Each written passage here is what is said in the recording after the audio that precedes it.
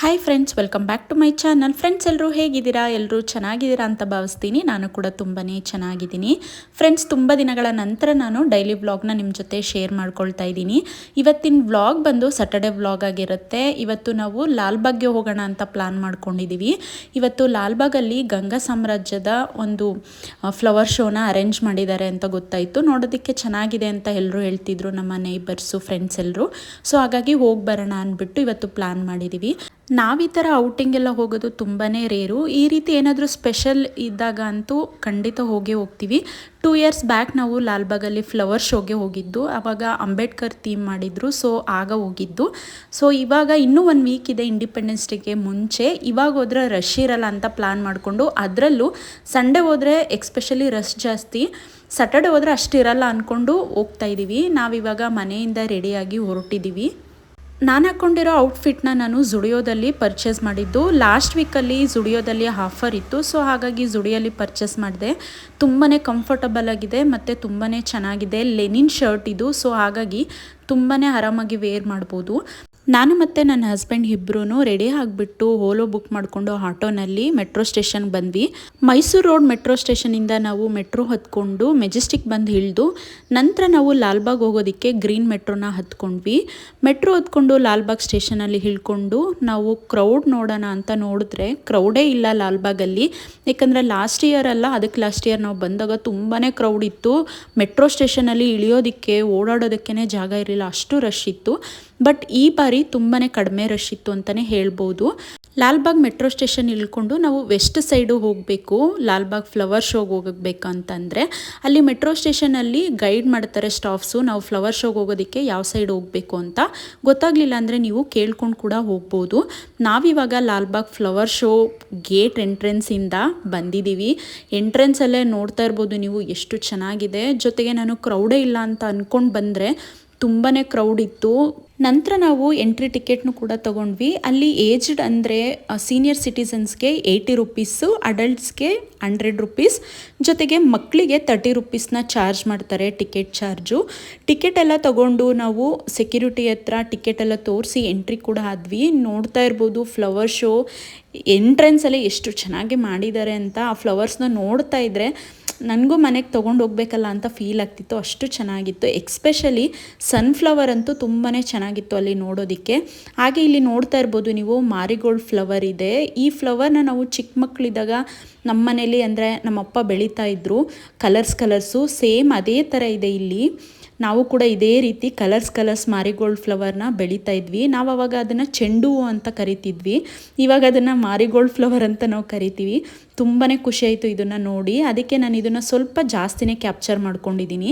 ಈ ಚೆಂಡು ಹೂವು ನೋಡಿದ ತಕ್ಷಣ ನನಗೆ ಇನ್ನೊಂದು ಮೆಮೊರಿ ರೀಕಾಲ್ ಆಯಿತು. ಏನಂತಂದರೆ ನಾವು ಈ ಚೆಂಡು ಹೂವನ್ನ ಬ್ಯಾಡ್ಮಿಂಟನ್ ಆಡೋದಕ್ಕೆ ಯೂಸ್ ಮಾಡ್ತಿದ್ವಿ. ಅಂದರೆ ಇವಾಗ ಬುಕ್ಸ್ದು ರಫ್ ನೋಟ್ ಇರ್ತಿತ್ತಲ್ಲ, ಆ ನೋಟ್ದು ಲಾಂಗ್ ನೋಟ್ ಬುಕ್ದು ಬ್ಯಾಕ್ ಸೈಡ್ದು ಶೀಟ್ನ ತೊಗೊಂಡ್ಬಿಟ್ಟು ನಾವು ಅದರಲ್ಲಿ ಮಾರಿಗೋಲ್ಡ್ ಫ್ಲವರ್ನ ಯೂಸ್ ಮಾಡಿಕೊಂಡು ಬ್ಯಾಡ್ಮಿಂಟನ್ ಆಡ್ತಿದ್ವಿ. ತುಂಬಾ ಚೆನ್ನಾಗಿರ್ತಿತ್ತು.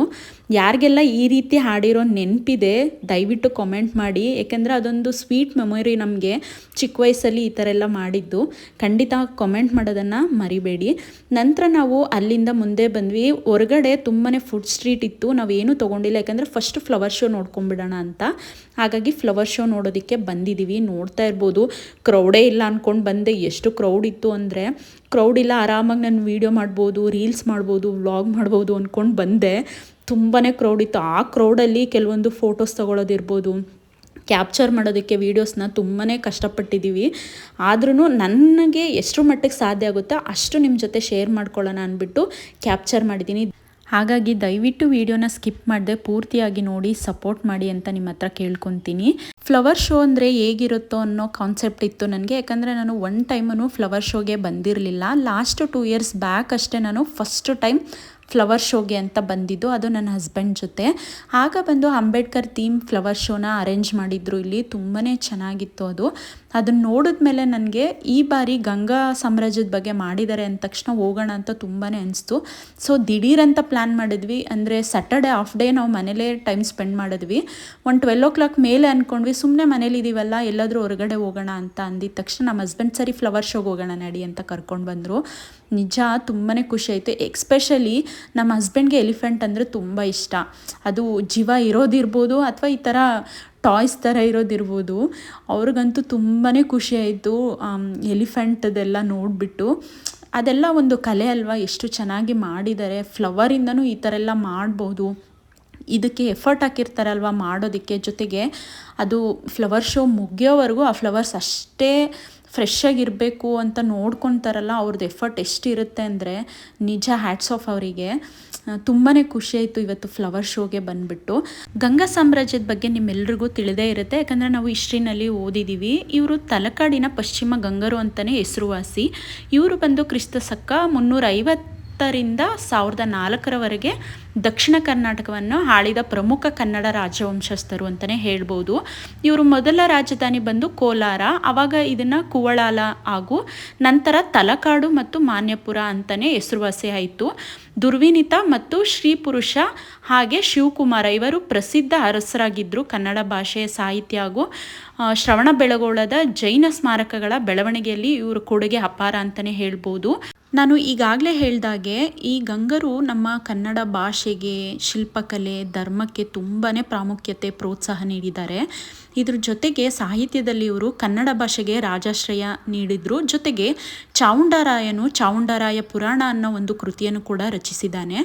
ಶಿಲ್ಪಕಲೆಗೆ ಇವರು ಶ್ರವಣ ಬೆಳಗೊಳದಲ್ಲಿ ಗೊಮ್ಮಟೇಶ್ವರನ ಬಾಹುಬಲಿ ಮೂರ್ತಿಯನ್ನು ಚಾವುಂಡರಾಯನ ಕಾಲದಲ್ಲೇ ನಿರ್ಮಿಸಿದ್ದು. ಅದು ಇವಾಗ ತುಂಬಾ ಹೆಸರುವಾಸಿ ಅಂತಲೇ ಹೇಳ್ಬೋದು. ಜೊತೆಗೆ ಇವರ ಕಾಲದಲ್ಲಿ ಜೈನ ಧರ್ಮ ಮತ್ತು ಹಿಂದೂ ಧರ್ಮ ಎರಡಕ್ಕೂ ಸಮಾನ ಪ್ರೋತ್ಸಾಹ ನೀಡಿದ್ರು ಅಂತಲೇ ಹೇಳ್ಬೋದು. ಇದು ಜಸ್ಟ್ ಬ್ರೀಫಾಗಿ ನಾನು ಹೇಳಿದ್ದು, ಯಾಕಂದರೆ ನಾವೆಲ್ಲ ಚಾವುಂಡರಾಯ, ಗೊಮ್ಮಟೇಶ್ವರ, ಶ್ರವಣ ಬೆಳಗೊಳ, ಗಂಗಾ ಸಾಮ್ರಾಜ್ಯದ ಬಗ್ಗೆ ಈಗ ಆಲ್ರೆಡಿ ಹಿಸ್ಟ್ರಿನಲ್ಲಿ ಓದಿರ್ತೀವಿ. ಜಸ್ಟ್ ನಾನು ರೀಕಾಲ್ ಮಾಡೋದಕ್ಕಷ್ಟೇ ಹೇಳಿದ್ದು. ನನಗೇನೋ ತುಂಬ ಗೊತ್ತಿದೆ ಅಂತ ದಯವಿಟ್ಟು ಅಂದ್ಕೊಳ್ಳೋಕೆ ಹೋಗಬೇಡಿ. ಹಾಗೆ ನೋಡ್ತಾ ಇರ್ಬೋದು ಎಷ್ಟು ಚೆನ್ನಾಗಿದೆ ಇಲ್ಲಿ. ನನಗೆ ತುಂಬಾ ಖುಷಿ ಆಯಿತು ನಿಜ. ಏಕೆಂದರೆ ನಮ್ಮ ನಾಡು, ನಮ್ಮ ಕಲೆ, ನಮ್ಮ ಸಂಸ್ಕೃತಿನ ನಾವು ಈ ಮೂಲಕ ಜನರಿಗೆ ತೋರಿಸ್ಕೊಡ್ಬೋದು. ಎಕ್ಸ್ಪೆಷಲಿ ಈಗಿನ ಕಾಲದ ಯೂತ್ಸಿಗೆ ಹಿಸ್ಟ್ರಿನಲ್ಲೂ ಇದನ್ನು ಓದಿದ್ರೆ ಅವ್ರಿಗೆ ಮೈಂಡಿಗೆ ಹೋಗಲ್ಲ. ಇಂಥದನ್ನೆಲ್ಲ ನೋಡಿದ್ರೆ ಅವ್ರಿಗೂ ಏನೋ ಒಂದು ವಿಶೇಷವಾಗಿ ಅರ್ಥ ಆಗುತ್ತೆ. ಜೊತೆಗೆ ನಮ್ಮ ಇಂದಿನದ್ದು, ನಮ್ಮ ಹಿಸ್ಟ್ರಿ ಎಲ್ಲ ತಿಳ್ಕೊಳ್ಳೋ ಅವಕಾಶನೂ ಕೂಡ ಅವ್ರಿಗೆ ಸಿಗುತ್ತೆ ಅಂತಲೇ ಹೇಳ್ಬೋದು. ನಿಜ ಎಷ್ಟು ನೀಟಾಗಿ, ಎಷ್ಟು ಪ್ಲೆಸೆಂಟಾಗಿತ್ತು ಅಂತಂದರೆ ಅಲ್ಲಿಂದ ಹೊರಗಡೆ ಬರೋದಕ್ಕೆ ಮನಸ್ಸಾಗಿಲ್ಲ, ಅಷ್ಟು ಚೆನ್ನಾಗಿತ್ತು ಈ ಫ್ಲವರ್ ಶೋ ಅಂತ ಹೇಳ್ಬೋದು. ಎಕ್ಸ್ಪೆಷಲಿ ಇಲ್ಲಿ ಎಲಿಫೆಂಟ್ ಕಾಣಿಸ್ತಿದೆಯಲ್ಲ, ಇದಂತೂ ತುಂಬಾ ಇಷ್ಟ ಆಯಿತು. ನಾವು ಯಾವಾಗಲೂ ಅಷ್ಟೇ ದಸರಾ ಟೈಮಲ್ಲಿ ಎಲಿಫೆಂಟ್ನ ನೋಡಬೇಕು ಅಂತಲೇ ಮೈಸೂರಿಗೆ ಹೋಗ್ತೀವಿ. ಅಂದರೆ ದಸರಾಗೆ ಹೋಗೋದಿಲ್ಲ, ದಸರಾಗೂ ಮುಂಚೆನೇ ಹೋಗ್ತೀವಿ. ಅಂದರೆ ಎಲಿಫೆಂಟ್ನ ವಾಕೆಲ್ಲ ಮಾಡಿಸ್ತಿರ್ತಾರಲ್ವ, ಟ್ರೈನಿಂಗ್ ಕೊಡ್ತಿರ್ತಾರೆ. ಆ ಪೀರಿಯಡಲ್ಲಿ ಹೊರಗಡೆ ಎಲ್ಲ ಎಲಿಫೆಂಟ್ನ ಕರ್ಕೊಂಬರ್ತಾರೆ. ಆವಾಗ ನೋಡ್ಬೋದು ಅಂದ್ಬಿಟ್ಟು ನಾನು ನನ್ನ ಹಸ್ಬೆಂಡ್ ಇಬ್ಬರು ಹೋಗ್ತೀವಿ. ಯಾಕಂದರೆ ಅವರಿಗೆ ತುಂಬ ಇಷ್ಟ ಎಲಿಫೆಂಟ್ನ ನೋಡೋದಕ್ಕೆ. ಸೊ ಹಾಗಾಗಿ ಹೋಗ್ತೀವಿ. ಇಲ್ಲೂ ಎಲಿಫೆಂಟ್ ನೋಡಿದ ತಕ್ಷಣ ತುಂಬಾ ಖುಷಿ ಆಯಿತು. ಹೇಳ್ಬೇಕಂದ್ರೆ 1 ಅವರ್ ನಾವು ಒಳಗಡೆ ಟೈಮ್ ಸ್ಪೆಂಡ್ ಮಾಡಿದ್ದೀವಿ. ಅಂದರೆ ಆ ಫ್ಲವರ್ಸ್ನೆಲ್ಲ ನೋಡಿಕೊಂಡು. ಯಾಕಂದರೆ ಅಷ್ಟು ಚೆನ್ನಾಗಿದೆ. ಫಾಗ್ ಥರ ಅಲ್ಲಿ ನೀರು ಕೂಡ ಮೇಲೆ ಬೀಳ್ತಿರುತ್ತೆ. ಒಳಗಡೆ ಇದ್ದರೆ ತುಂಬಾ ಖುಷಿ ಆಗ್ತಿತ್ತು. ಸೊ ಹಾಗಾಗಿ 1 ಅವರ್ ನಾವು ಅಲ್ಲಿ ಟೈಮ್ ಸ್ಪೆಂಡ್ ಮಾಡಿ ಫ್ಲವರ್ ಶೋ ಎಲ್ಲ ಚೆನ್ನಾಗಿ ನೋಡಿಕೊಂಡು ಆಚೆ ಬಂದ್ವಿ. ಔಟ್ಸೈಡ್ ಬಂದು ಇಲ್ಲಿ ನೋಡ್ತಾ ಇರ್ಬೋದು ಪೀಕಾಕ್ ಎಲ್ಲ ಎಷ್ಟು ಚೆನ್ನಾಗಿ ಡೆಕೋರೇಟ್ ಮಾಡಿದ್ದಾರೆ. ಇದನ್ನೆಲ್ಲ ನೋಡಿಕೊಂಡು ಕೆಲವೊಂದು ಕ್ಲಿಪ್ಪಿಂಗ್ಸ್ನೂ ಕೂಡ ತಗೊಂಡು ಹಾಗೆ ನಾವು ಮುಂದೆ ಹೋದ್ವಿ. ತುಂಬ ಜನ ಅಲ್ಲಿ ಹೋಗ್ತಿದ್ರು ಅಂತ ಹೋದ್ವಿ. ಲಾಸ್ಟ್ ಟೈಮ್ ಬಂದಾಗ ನಾವು ಹೋಗಿರಲಿಲ್ಲ. ಸ್ವಲ್ಪ ಮೇಲೆ ಹೋಗಬೇಕು, ಫ್ಲವರ್ ಶೋ ಬ್ಯಾಕ್ ಸೈಡು. ಅಲ್ಲಿ ಹೋದರೆ ಅಲ್ಲಿ ಫುಲ್ಲು ಶಾಪಿಂಗ್ ಮಾಡೋದಕ್ಕೆ ಪ್ರತಿಯೊಂದು ಐಟಮ್ಸ್ ಇದೆ. ನಿಮ್ಗೆ ಏನು ಬೇಕಾದರೂ ತೊಗೋಬೋದು. ಬಟ್ ಸ್ವಲ್ಪ ಕಾಸ್ಟ್ಲಿ ಇದೆ ಅಂತಲೇ ಹೇಳ್ಬೋದು.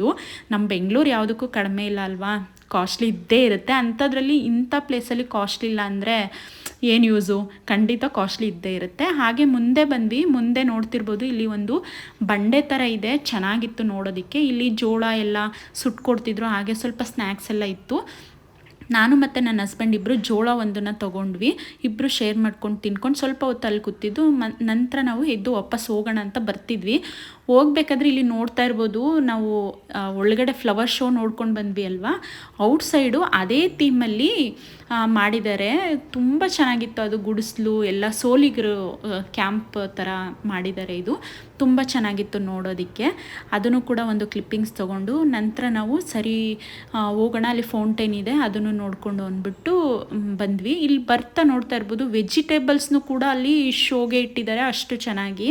ನಂತರ ಅದೆಲ್ಲ ನೋಡಿಕೊಂಡು ಇಲ್ಲಿ ಕೆಳಗೆ ಬಂದ್ವಿ. ಅಲ್ಲಿ ಫೌಂಟೇನ್ ಇತ್ತು, ತುಂಬ ಚೆನ್ನಾಗಿತ್ತು. ಎದುರುಗಡೆ ಒಬ್ಬರು ಯಾರೋ ಹೋಗ್ತಿದ್ರು, ಅವ್ರಿಗೆ ಒಂದು ಫೋಟೋ ತೊಗೊಡಿ ಅಂತ ಕೇಳ್ಕೊಂಡು ಫೋಟೋ ಕೂಡ ತೊಗೊಂಡ್ವಿ. ಹಾಗೆ ಸ್ವಲ್ಪ ಫೌಂಟೇನಿಂದ ಮುಂದೆ ಬಂದ್ವಿ. ಇಲ್ಲಿ ಬಿಗ್ ಬಾಸ್ದು ಒಂದು ಥೀಮ್ನ ರೆಡಿ ಮಾಡಿದ್ದಾರೆ, ತುಂಬ ಚೆನ್ನಾಗಿತ್ತು.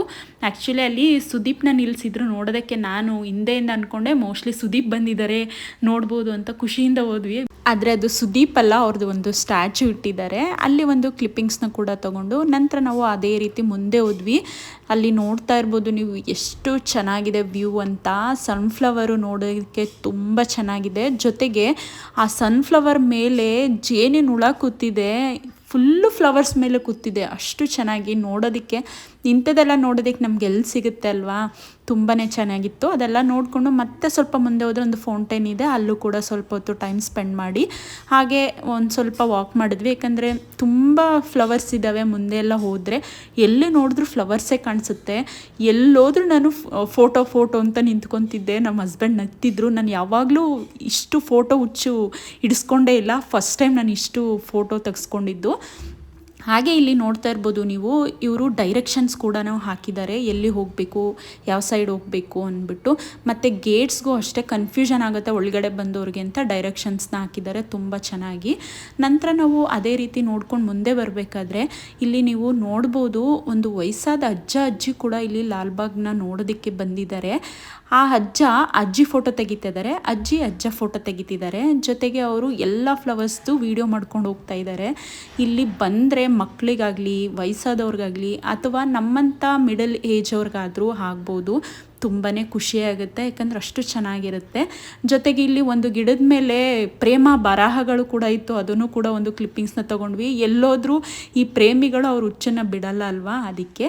ಹಾಗೆ ನಾವು ಕೆಲವೊಂದು ಸ್ನ್ಯಾಕ್ಸ್ನು ಕೂಡ ತೊಗೊಂಡು ನಾನು ನನ್ನ ಹಸ್ಬೆಂಡು ಒಂದು ವಾಟರ್ ಮೆಲನ್ನು ಜೊತೆಗೆ ಸಮೋಸ ಕೂಡ ತೊಗೊಂಡು ತಿಂದ್ವಿ. ಒಂದು ಹೆಲ್ದಿ ಇರಲಿ, ಒಂದು ಚೀಟಿಂಗ್ ಇರಲಿ, ಅನ್ಹೆಲ್ದಿ ಅಂದ್ಬಿಟ್ಟು ತೊಗೊಂಡು ತಿನ್ಕೊಂಡು ವಾಪಸ್ ಮನೆಗೆ ಹೊಡ್ತಿದ್ದೀವಿ. ಮನೆಗೆ ರೀಚಾಗಿ ಫ್ರೆಶ್ ಅಪ್ ಆಗಿ ಬರೋ ಅಷ್ಟರಲ್ಲಿ ಮಳೆ ಕೂಡ ಸ್ಟಾರ್ಟ್ ಆಯಿತು. ಆಗನ್ನಿಸ್ತು ಹೇಗೋ ಮಳೆ ಬರೋ ಅಷ್ಟರಲ್ಲಿ ಹೋಗಿ ಬಂದ್ವಲ್ಲ ಅಂತ ಒಂದು ಸಮಾಧಾನ. ಮಳೇಲಿ ಬೆಂಗಳೂರಲ್ಲಿ ಗೊತ್ತಲ್ವಾ ಓಡಾಡೋದು ಎಷ್ಟು ಕಷ್ಟ ಅಂತ. ಹೇಗೋ ಮಳೆ ಬರೋ ಅಷ್ಟರಲ್ಲಿ ಮನೆಗೆ ಕೂಡ ಬಂದ್ವಿ. ಫ್ರೆಶ್ ಅಪ್ ಆಗಿ ಸ್ವಲ್ಪ ಹೊತ್ತು ರೆಸ್ಟ್ ಕೂಡ ಮಾಡಿದ್ವಿ.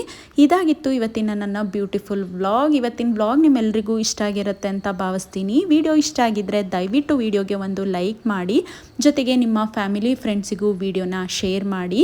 ಹಾಗೆ ಇದೇ ರೀತಿ ಇನ್ನೂ ಹೆಚ್ಚು ಹೊಸ ವಿಡಿಯೋಗಾಗಿ ದಯವಿಟ್ಟು ಚಾನಲ್ನ ಸಬ್ಸ್ಕ್ರೈಬ್ ಮಾಡಿಕೊಂಡು ಬೆಲ್ ಐಕಾನ್ ಕ್ಲಿಕ್ ಮಾಡೋದನ್ನು ಮರಿಬೇಡಿ. Thank you.